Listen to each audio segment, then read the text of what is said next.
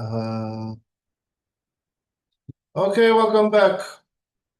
Um, Today we are going to, Be'ezrat Hashem, inshallah, finish paragraph 3 of the fourth section of Sefer HaKuzari. Last week, remember, we were talking about the inner eye, meaning there are certain things, for instance, that there are certain things that we can infer their existence from things that we can sense, right? Like if we couldn't see the sun, for instance, we could infer the existence of the sun by the light rays that it emits. And however, certain things, unlike the sun, meaning our knowledge of the existence of God, right, and of God's providence, these are things that we can't see directly. We can't sense them with our five senses.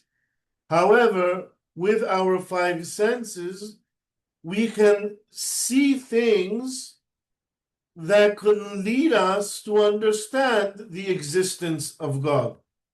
And this is what Rabbi Yehuda Halevi talks about the inner eye, right? And he says how since things that can only be seen with the inner eye are untangible, right? They're non-physical things.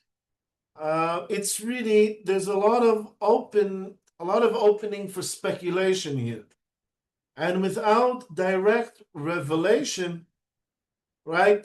You could reach wrong conclusions regarding what exists in the non-physical or metaphysical world.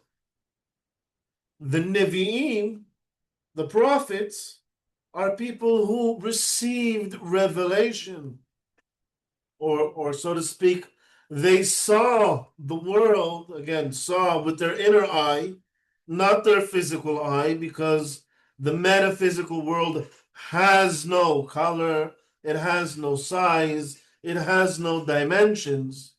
It's all abstract, we'll call it abstract knowledge, right? But the prophets, they were able to, so to speak, see with their inner eye this metaphysical world, and then they come to relay that message or this vision that they had in terms that we can understand in our physical world.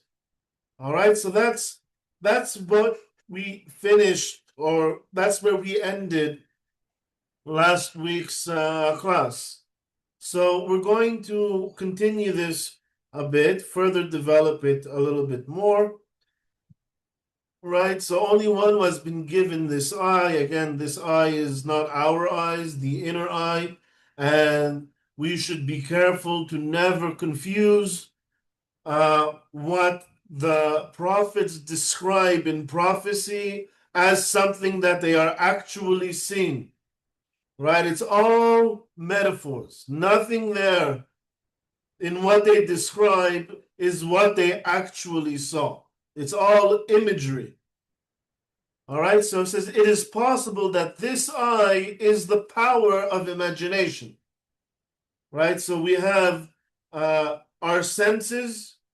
If you go back to one of our previous courses, whoever of you was in that course on the introduction to Avot, the introduction to what's called Hakdama Shemona Perakim, the 8 chapters, where Maimonides describes the structure of the nefesh being, we'll call it the human operating system. So there's Koach HaMargish. Koach HaMargish is the 5 senses that collect the data, right? Then they are processed by the nefesh, and the ability to remember things that you saw, remember things that you smelled, remember feelings, to recall all of these things. This is all part of Hakoach HaMedameh, the power of imagination. right? And above all that, there's a koach or above all that, you should put your koach hahoge, your intellectual apparatus. All right, so it is possible that this I is the power of imagination when it's under the control of the intellect. When it's in service of the intellect, then this imagination, this thing that forms, call it pictures for you that aren't really there. Same way it's like we see data with our five senses, and it's the nefesh that forms the picture for us. It's not the eye that sees, it's the nefesh that sees. It says the inner eye is the imagination when it's in control of the intellect. So the intellect understands certain things, and the imagination then builds a picture, not a real picture of what's really there, because you can't touch anything that the inner eye sees, but it's abstract things that the nefesh builds a picture of. All right, so it is possible that this eye is the power of imagination when it is under the control of the intellect. It then sees a great and awesome vision that reveals certain truths. The strongest proof of its truth is the agreement among all those who belong to this class and their visions. There are many prophets, and they describe something very similar, even though we say the actual vision that they're portraying, the physical vision may be very different. One sees animals, right? The chariot and the merkava. One sees a king, right?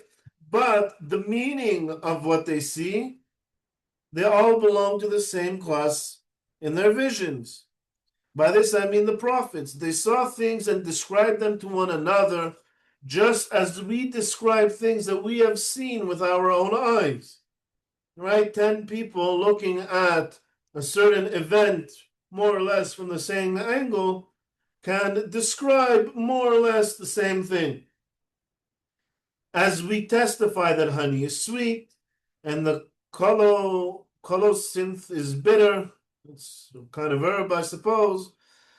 If someone contradicts us, we say that he failed to perceive something that belongs to natural reality. If someone tastes honey, which we can all agree on is sweet, and he tastes the honey as bitter, then we know that maybe there's something wrong in his processing of reality.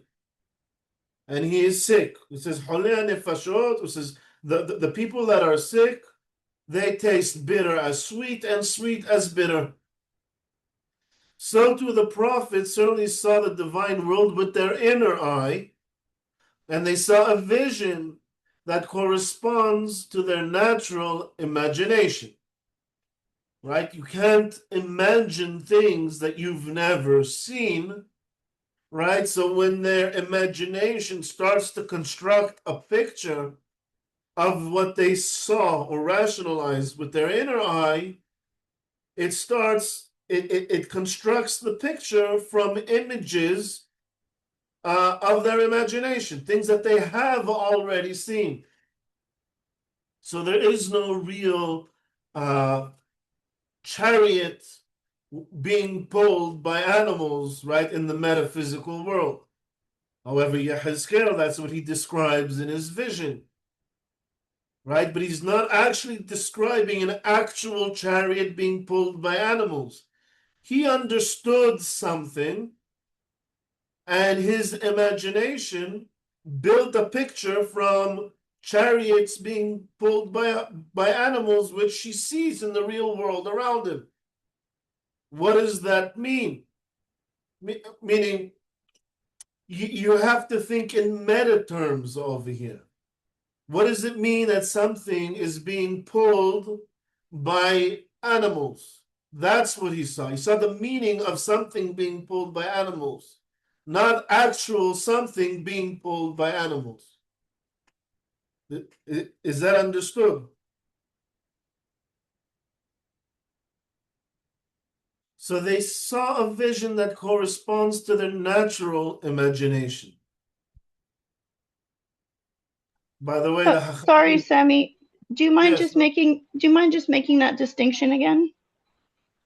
meaning when Yehezkel describes the Merkava, he describes a chariot being pulled by 4 animals. By the way, there are 4 completely different animals. No one's ever seen that before, right? But everyone's seen, or at least the prophets, they've all seen a chariot. They've all seen horses pulling chariots. They've seen, the 4 animals that are described there, right? When Yehezkel received a prophecy, which he called the Merkava, and described as a chariot being pulled by animals, he didn't actually see a chariot being pulled by animals. Right? He saw this idea of kingship, for instance. He saw this idea of how a king disperses his order to the world. Right? A king gives an order, he sends out someone on a chariot to then deliver the order to a certain city. Right? All this, right? So he understood something about the nature of God, of the nature of leading his universe. When he came to communicate it, actually not even when he came to communicate it, his intellect understood these concepts, and his imagination built a picture based on things that he's seen that have that same meaning. Okay, toda. All right, excellent. It's subtle. Again, this 4th section of the Kuzzari is getting into the esoteric. It's like the mystical side. It's the more philosophical side. It's a little bit. It's more subtle. It's more difficult, and I recommend reading over these sections over and over again, and to really let it sink in. So, by the way, the sages say that every prophet, his prophecy matches his own personal experiences. It says there aren't 2 prophets that actually say the exact same things, right? Because one maybe grew up in the desert and he has a whole separate library of images than someone who grew up in the city. So when they perceive things, they'll perceive it differently, slightly differently. It could be the same idea that they both reached, but then their imagination builds a completely different image. Whatever they wrote, they described with attributes as though they had seen it in physical form, right? But they didn't actually see anything physical. These attributes are true with respect to what is sought by inspiration, imagination, and feeling. But they are not true with respect to the realities sought by reason. Right? It's really their reason, their intellect that saw something, again, figuratively saw. What they actually did is they perceived something, they understood something with their reason, and their imagination is what made an image. As we saw in the parable of the king, from one who says that the king is tall, fair figure, dressed in silk and wearing the royal crown on his head, has not spoken falsely. And one who says that the king is really the intelligent and wise person who gives commands and prohibitions in the city, in this generation, and rules his people, has also not spoken falsely. Right? So if 2 people see a king, one says, how do I know it's the king? I know it's the king because I know what he looks like and he's tall, and he starts describing his appearance, right? And the other one, pay attention, what did the other one describe. Intelligent, that's non-tangible. Wise, gives commands and prohibitions, right? He described completely non-tangible things. There's nothing physical in the second person's description. They're both describing the king, though, right? So both of them have not spoken falsely when talking about a physical king, right? If a prophet sees with his inner eye the most perfect figure imaginable in the form of a king or judge seated on his throne, issuing commands and prohibitions, appointing officials and removing them, he knows that this image represents a powerful ruler. But if he sees a figure carrying weapons, riding instruments, and prepared to do work or to execute a command, he knows that this image represents an obedient servant. Another word for the obedient servant would be malachei hasharet, the angels that serve in service of God. So if you're looking at a metaphysical world, a world that has no physical properties to it, how do you differentiate, right? Two things that have no form. How do you differentiate between them? Well, one occupies the position of a ruler, a master, and the other fulfills the position of, or the function of a slave or a servant. So that's why in his vision, he didn't actually see someone sitting on a throne. There was no throne. There was no person sitting on it. A throne has a meaning to it. Sitting on a throne has a meaning to it. These things point to a master. Things pulling a chariot point to a servant. But there is no actual chariot, and there is no beasts really pulling that chariot. That's why when they build this image, every detail of what they're describing, right? The detail had the face of a shor, of an ox, had a face of a nesher, right, of an eagle, right? There was no eagle and ox tied to a chariot pulling it. But there's a chariot. What does this chariot mean? He's describing an ofan, the cycle, the wheel of the chariot. That comes to allude to something, the meaning of an ofan. If he sees an animal with the face of an ox, what's the symbolism of the ox? What's the symbolism of the eagle? Right? Because he wouldn't put these physical descriptions down if they didn't point to something abstract. Because he's not actually describing something that he saw. He's using all of these images to convey something that he understood. Do not consider it strange that that man should be compared to God. Right? Why is it that in all these images, right, God himself is perceived as a king, a human king, at least in the visions? Upon reflection, reason might instead compare him to light, since light is the noblest and finest of all material things and has the greatest power to encompass the components of the world. Light is, you could think of light as the material of the entire universe, right? E equals mc squared, right? Einstein's famous equation. E, energy, right, equals m. M is mass, meaning all of mass contains energy, right? What's the ratio of conversion between mass and energy? Is the speed of light squared.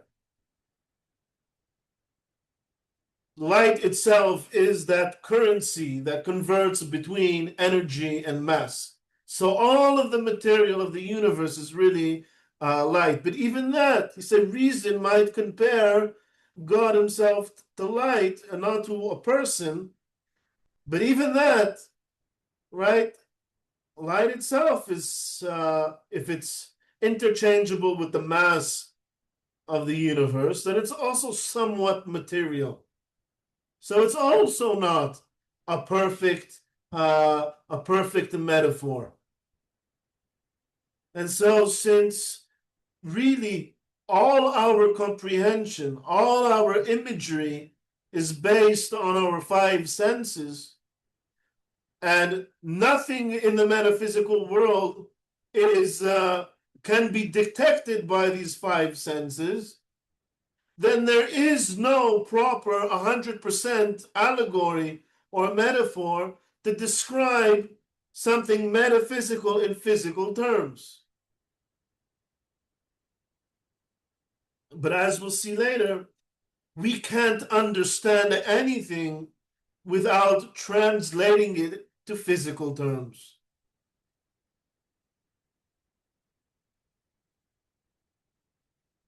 But if we consider such attributes as living, all-knowing, almighty, all-powerful, guiding, governing, giving everything its due, wise and just, right? So these aren't good comparisons to light, at least as we know light.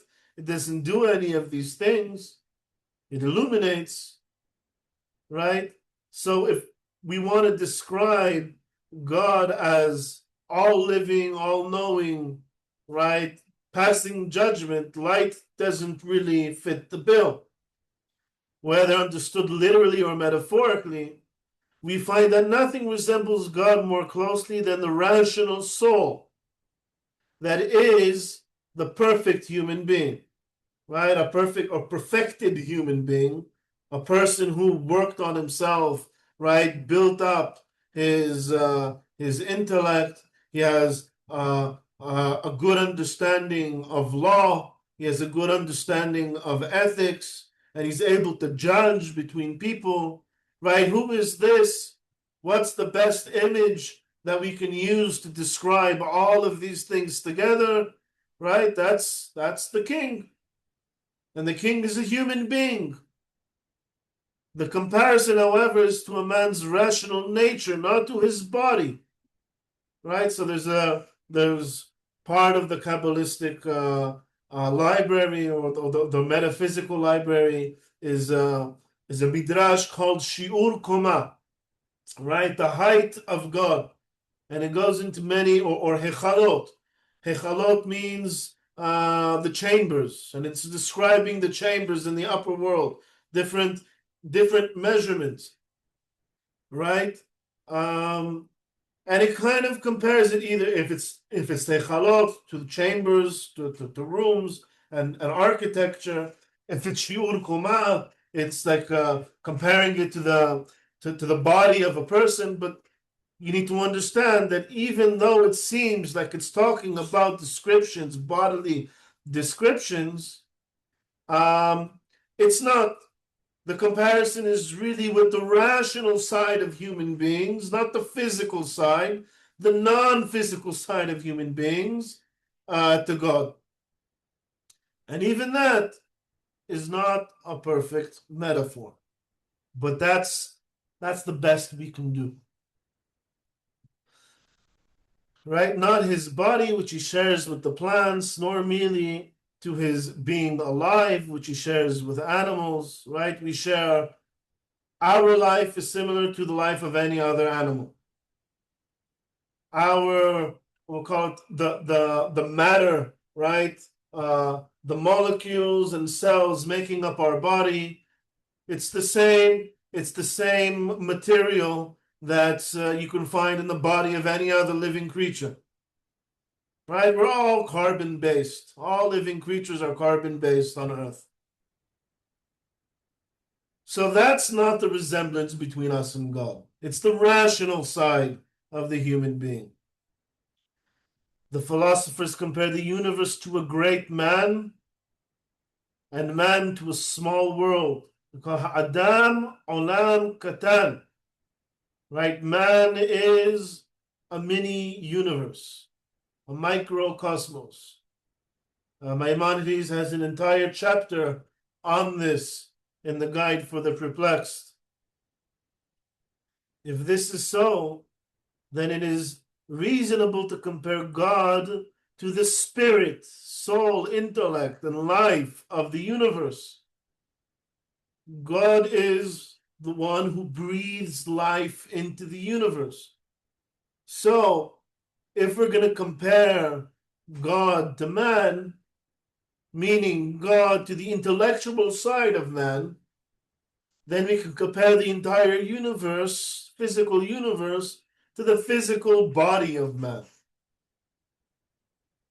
As he is called the life of the world, Chai Ha'olam, or Chai Ha'olamim, the life of the world, or of the universe, or of the worlds, Ha'olamim.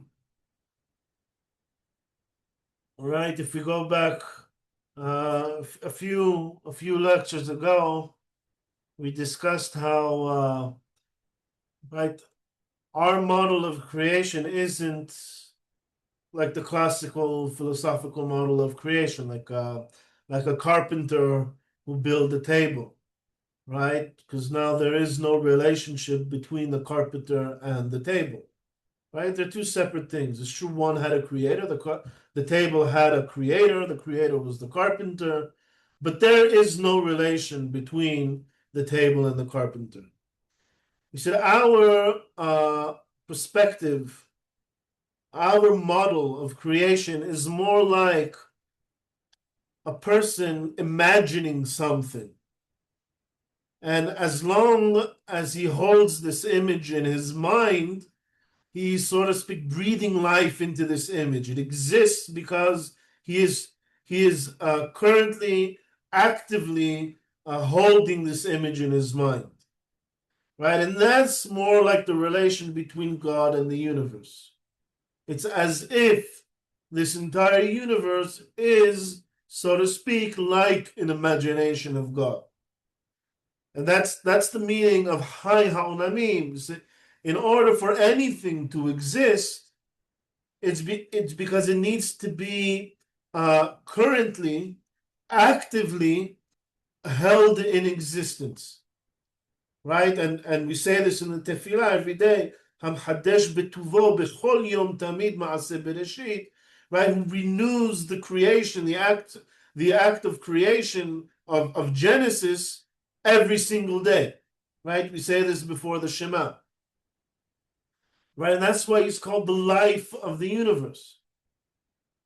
Right? So even comparing God to the life of the universe, as if the universe is his body, again, as if it's not a perfect metaphor, but it's the best we can do with our world of imagery and symbolism. Indeed, the prophet's vision reaches farther than philosophical speculation. He sees the heavenly hosts directly, again, with his inner eye, not actually with his eyes. The inhabitants of heaven, the spiritual beings near God, and others appearing in human form. This is the meaning of the verse, let us make man in our image, after our likeness. Right? Kesalmo, besalmo kidmuto. What is demut? Our likeness, demut, is from the word dimayon, imagination. Its meaning is this: God displayed his wisdom by arranging creation in ascending order, right? Elements, minerals, plants, creatures that live in the water and in the air, and animals endowed with complete senses and remarkable instincts, right? That's the high, right? Above all these stands only one class that approaches the divine and heavenly realm, right? Man is on top of all that. God therefore created man in the likeness of his angels and servants who are near him, not in place, right? Near him, not in place. They're not close to him physically, because there is no place. There is no physicality with regards to called the intellectual side of humans and with regards to the angels. For place cannot be attributed to God, but in rank. So does it mean near him? In level, right? There's different levels of being.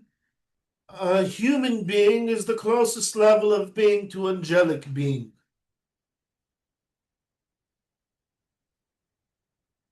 Even after these comparisons, the imagination can conceive of anything more fitting than the image of the noblest human being, one who establishes order and harmony among mankind. Why do we see man? Why do we see God in the image of man? Because man is the highest level creature that we actually see. And so when we imagine God, we imagine him as the highest level of the highest level of being that we perceive. Right? So he's not just in the image of man, he's in the image of the leader, the king, the one man who's on top of everyone else. Just as God establishes order and harmony throughout the universe. At times, the prophet sees rulers removed from their thrones and others raised in their place, and kingdoms brought to judgment. Thrones were set in place, and the Ancient of Days, Atik Yomin, right, took his seat, sat on the throne. He didn't actually see someone really old sitting down on a throne. He understood something that is ageless, in command of the entire universe. At other times, the prophet sees God's wrath being poured out, and the people mourning because they fear that he has abandoned them. As in the vision, I saw the Lord sitting upon a throne high and lifted up, right? If he's wrathful, it means the people are misbehaving. And so the distance between man and God has grown. Again, it's not physical distance, but rank distance, right? So now he sees him on a high throne, very far up. And above him stood the seraphim, right? Seraphim are a type of angels. Kind of think of it as like the guards. At other times, even outside the state of prophecy, he sees the vision, meaning the state of prophecy as in the place of prophecy. He sees the vision of divine chariot as Ezekiel did and retains it in his memory.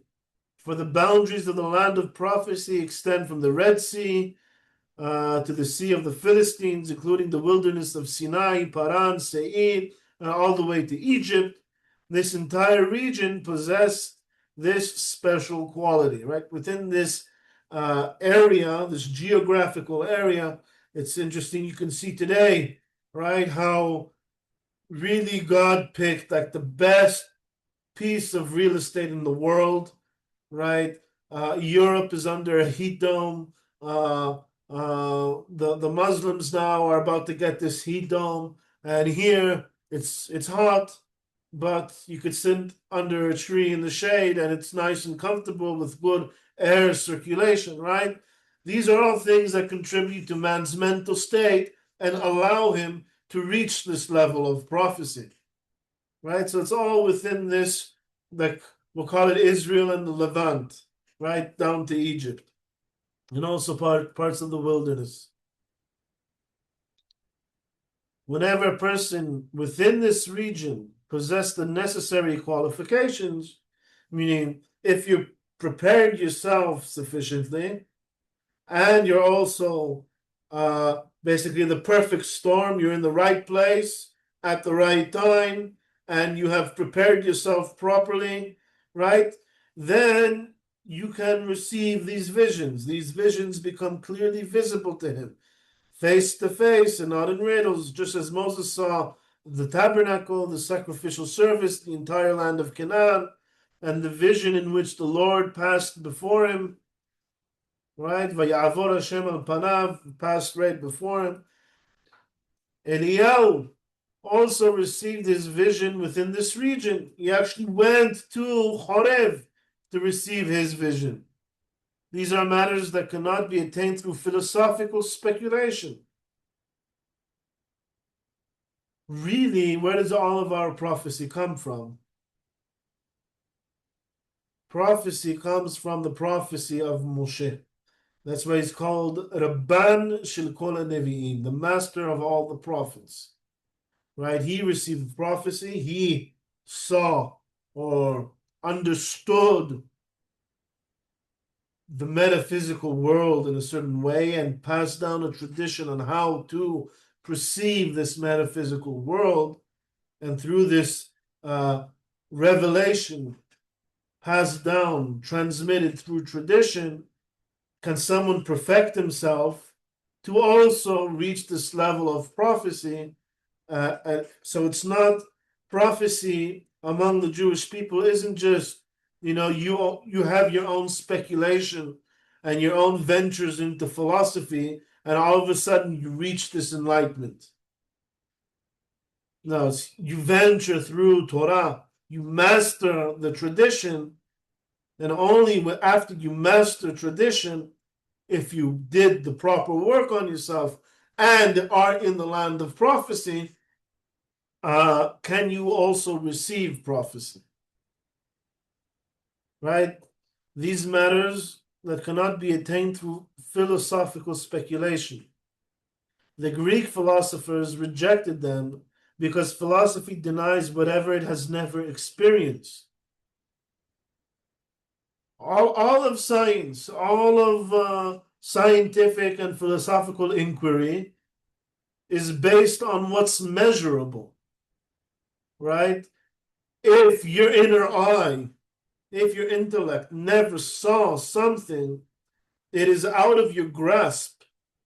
There is no way you can experience it. So this whole metaphysical world, even though Aristotle wrote a book on metaphysics, right, it's all on speculation. He has never really experienced it. So he can't accept really or reject anything that our prophets say through revelation. The prophets, however, affirm these things because they cannot deny what they themselves saw with the eye of the mind, the inner eye, and they all attested to the same ideas. So many prophets living in different generations could not have conspired to describe the same experiences. Their testimony was further confirmed by the sages of their own time who witnessed their prophetic inspiration. They witnessed the prophets prophesying.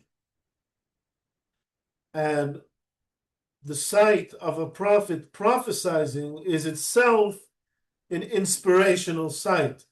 So much so that we see in the book of Shemuel, right? Shaul is sending groups of guards to go and catch David, and on the way they encounter a school of prophets led by Shemuel and Navi, and they start prophesying.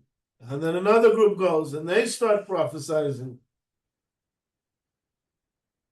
The Greek philosophers, they never encountered such an event. Had the Greek philosophers seen prophets prophesy and perform miracles, they too would have accepted these things and then sought through philosophy to understand how they were possible. Right? All of scientific inquiries, we see a phenomenon and we try to figure out how it works. But if you can't even detect the phenomenon, then there's nothing to inquire. So this whole world was completely beyond them.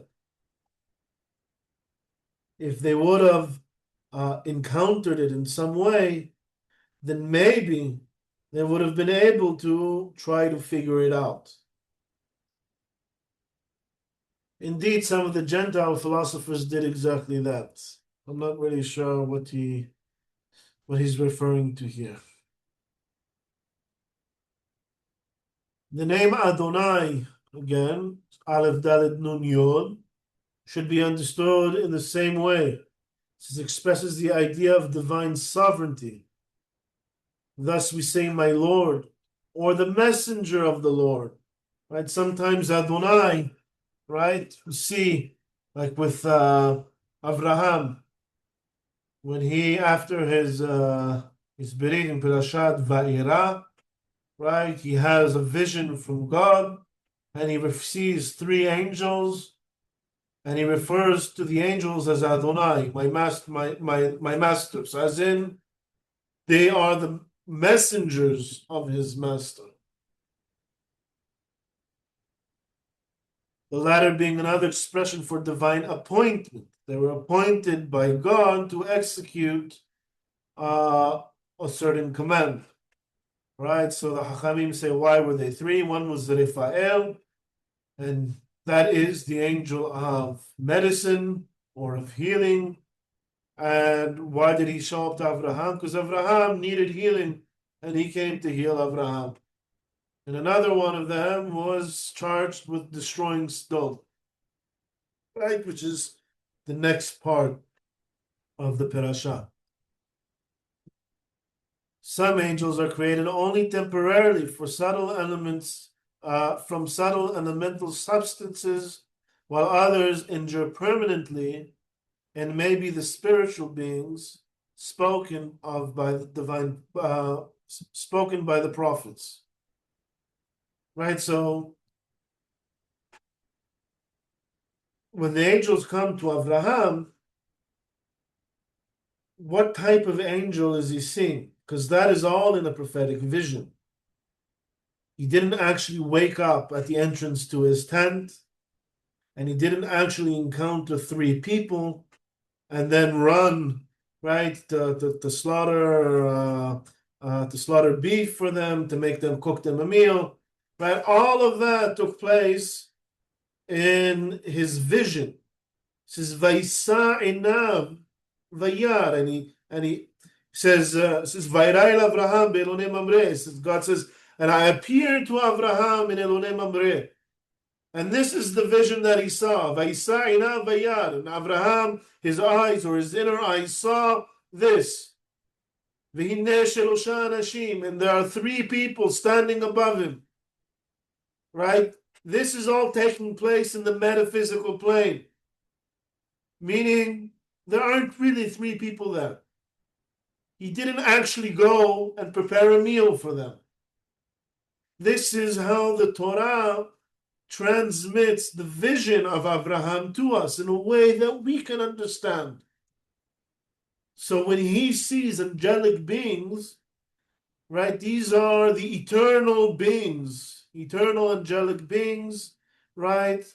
Some angels are created only for temporary and subtle elements, right? While others endure permanently, and they may be the spiritual beings spoken of by the prophets. However, later on, two angels go to Sodom. And then there's that whole story in Sodom with Lot. And Lot sees two people. Lot is not a prophet. The wicked people of Sodom who say, bring them out to us so that we shall know them, they're not prophets, right? So what's going on over there? They can see these permanent and spiritual beings. Spiritual, again, being non-physical. So what are they seeing? So there's, some angels are created only temporarily from subtle elemental substances. They see something that looks like men. All right, that's one way to understand it.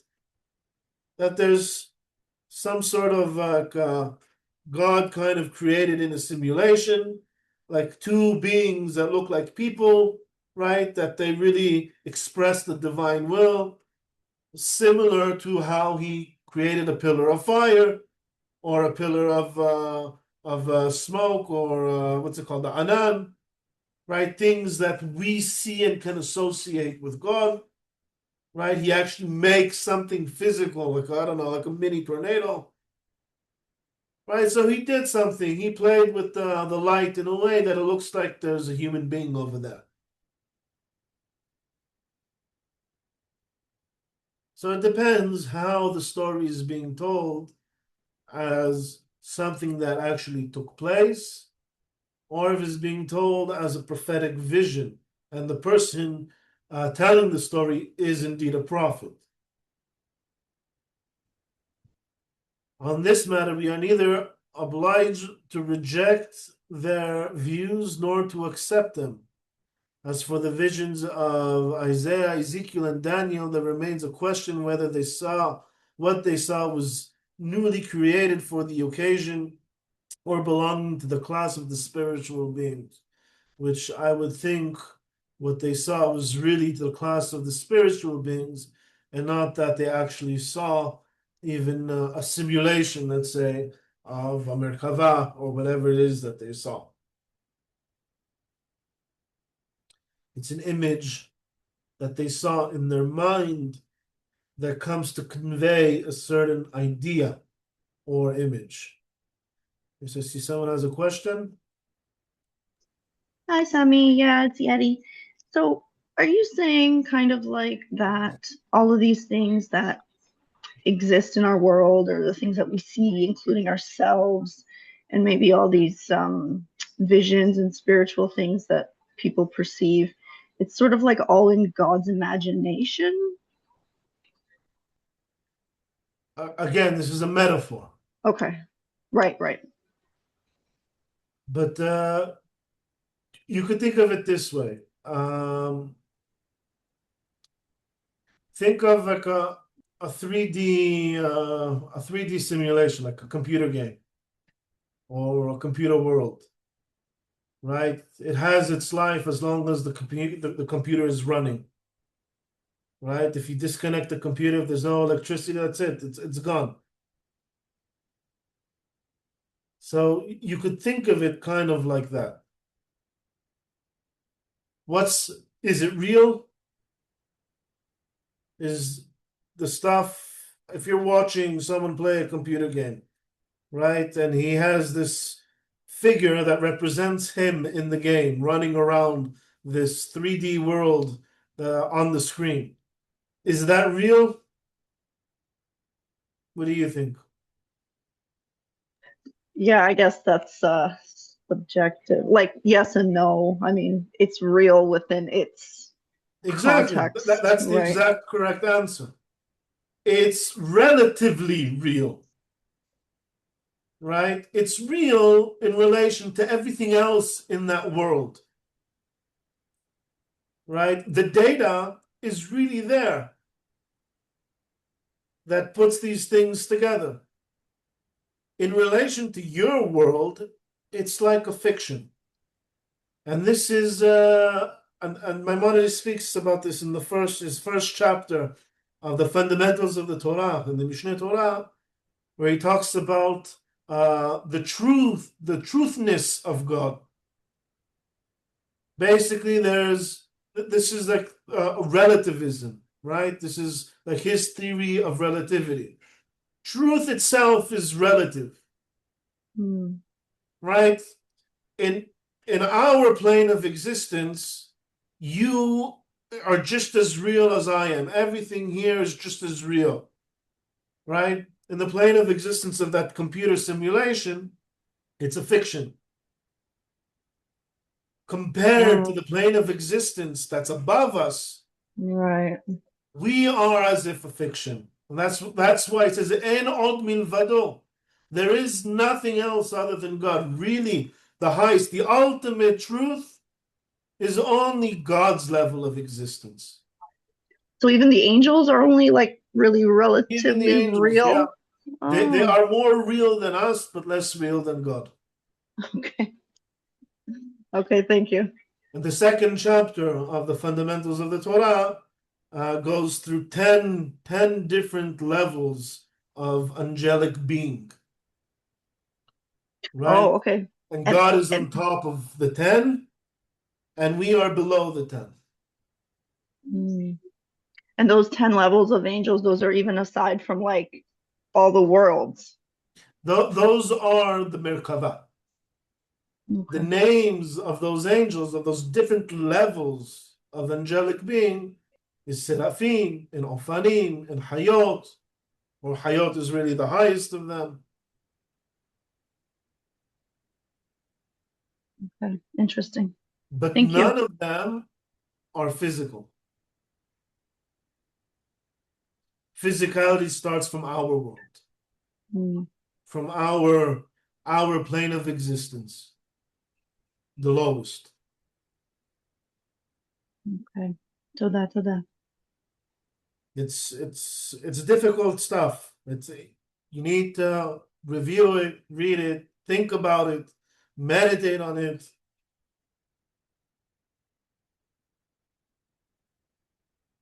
The glory of God. What is Kivod Hashem? There's two views here.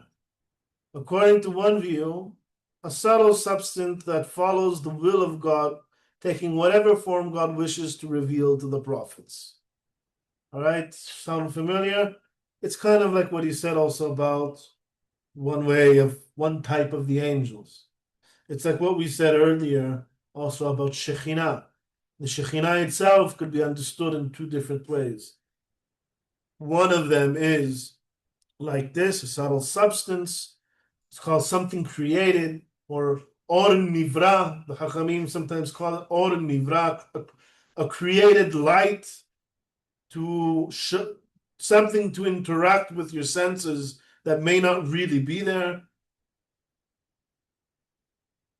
According to another view, and this is the one that we'll go with for now, the glory of God refers to the entire host of angels and spiritual beings, together with the throne, the chariot, the firmament, the wheels, the spheres.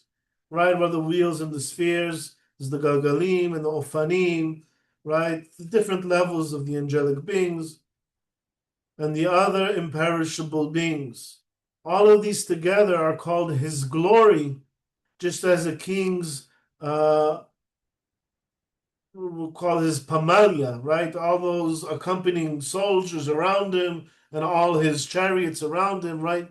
Which retinue, I don't know this word in English, I'm sorry, is called his glory, right? The glory of the king. All these things point to the king's honor, right?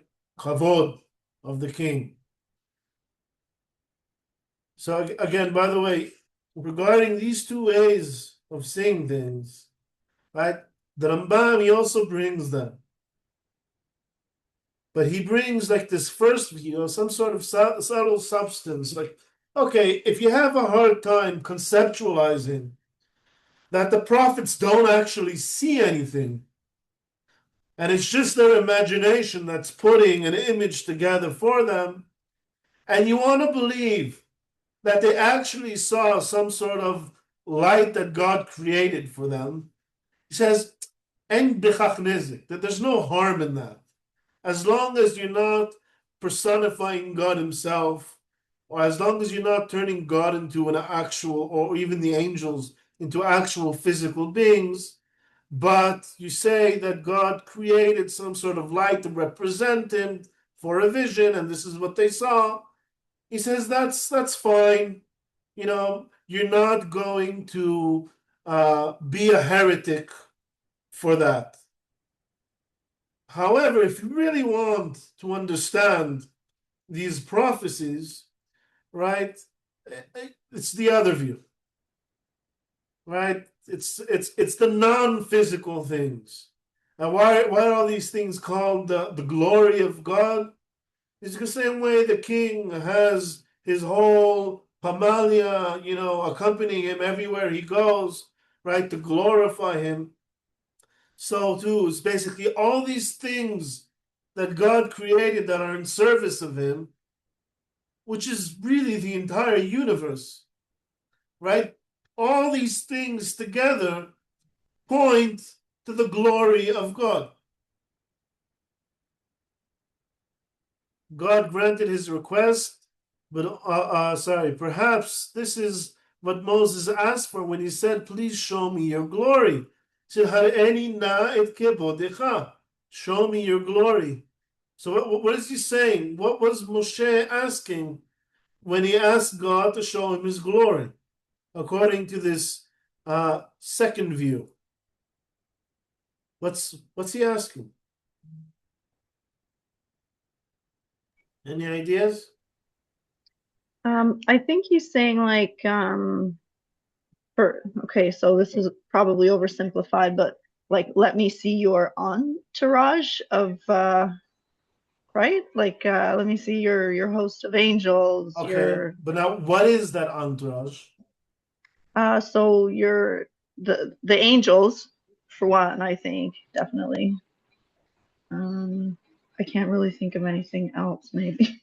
Remember, he's saying here, basically, like you see, Melochol haaretz kevodo. We're going to see later, it says, the entire universe is full of his glory. Oh, Melochol haaretz kevodo, the entire universe is his glory. so maybe like a really star-filled night sky full of angels and like flying Maybe. chariots and stuff like that. So how does God answer him? When he grants his request. Not when he says, V'ra'ita et ahorai, he grants his request and he says, right, Va'ani a'avir kol tuvi al panecha. Says, I am going to pass before your eyes all of my goodness. Kol tuvi. And the Hachamim say, what is kol tuvi? They say, kol ma shene'emar alav, everything that it says about it, V'yomer Elohim kitov. And God said that it was good. And what is that? What did God say? He saw something and he said, this is good. What was that? When do we see that in scripture? Creation in Genesis. Creation. The first chapter of Genesis. After everything that God did, he says, Vayomer Elohim kitov. He said it was good. Chaim said everything that God said, meaning when he said, show me your glory, and according to this understanding of what the glory of God is, meaning Melochol haaretz kevodo, the entire universe represents his glory. And then God said, Vani avir kol tuvi al panecha, I'm going to pass before you all of creation.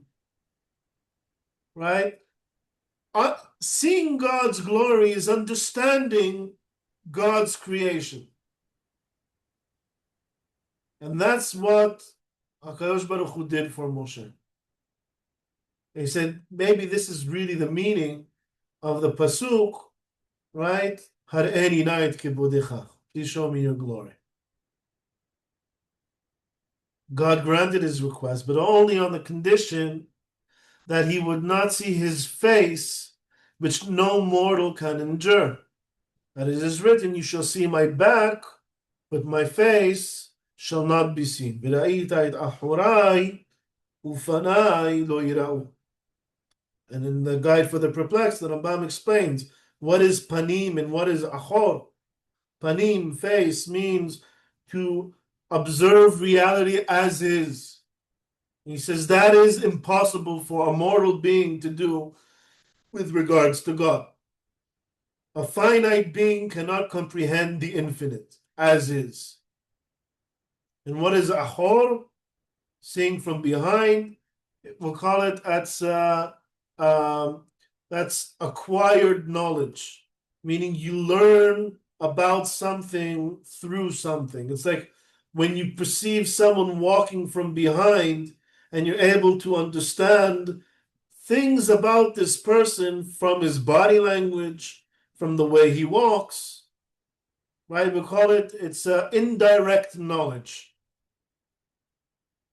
So panim is, when he says, V'ra'ita et ahorai, when you see my back, is I'll show you everything that will help you acquire all the indirect knowledge possible about me. However, to perceive me directly is impossible. You cannot see.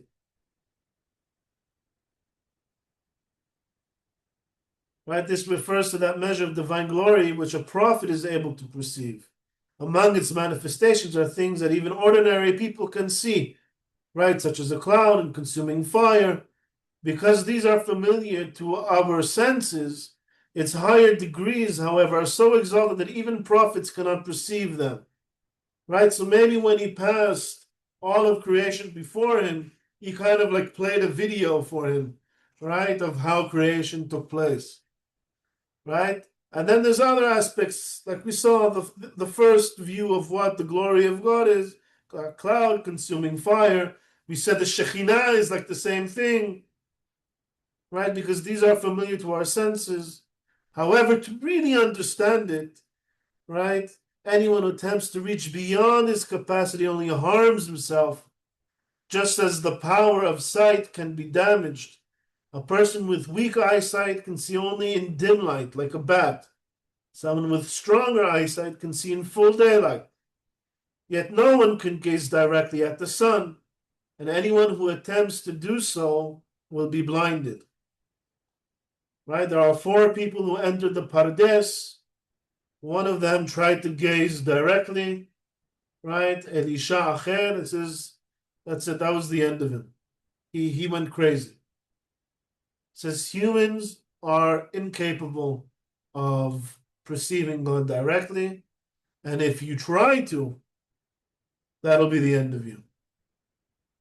This is the meaning of the biblical expression, the glory of the Lord, the angel of the Lord, and the Shekhinah of the Lord.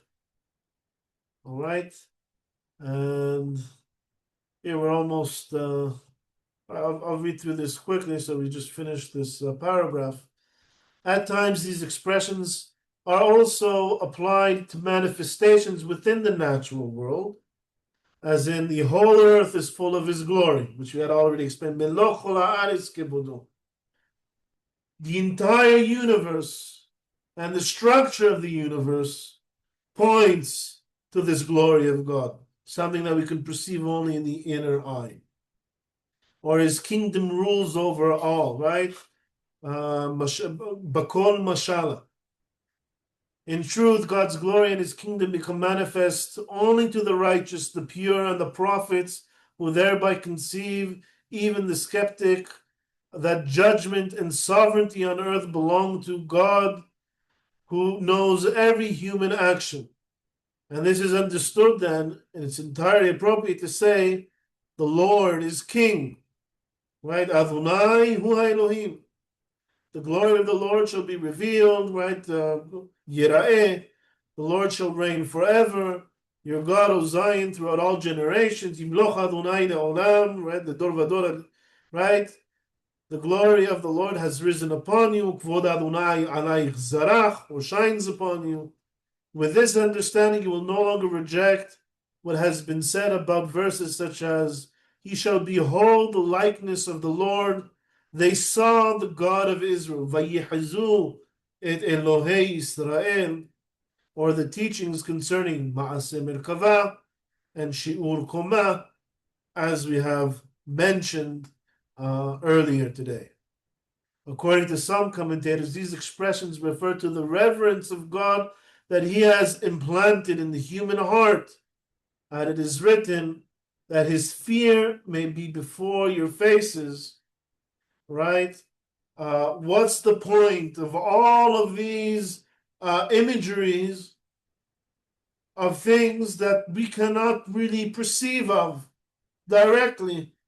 And this is what Rabbi Yehuda Halevi is going to get into in the next few paragraphs, of how to translate abstract ideas into things that actually instill a love and fear of God in our hearts, right? Because it's hard to be afraid or to love something that's abstract, that's intangible, that's too far away from us.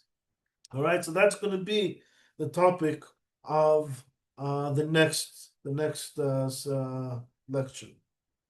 All right, so that's it for today. We finished paragraph 3. It was a long paragraph, and that's it for today. And I hope you managed to learn and understand. And really, I hope that you'll review the text. I'll prepare the text and send it so you can review it over and over again until you internalize it and it becomes more intrinsic to you. All right, so Erev Tov, everybody. ערב טוב, חודש טוב.